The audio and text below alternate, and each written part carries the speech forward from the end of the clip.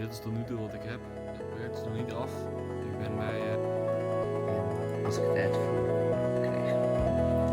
Dit.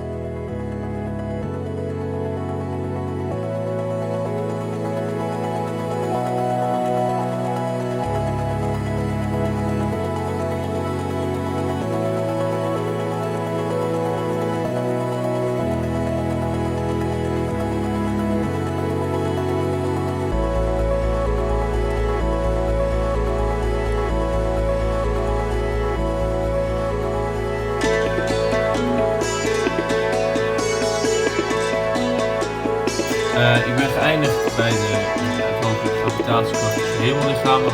Hier zie je mijn aarde en mijn maan. En hier zit mijn maan die in de baan op de aarde gaat. Ik kan de aarde bewegen.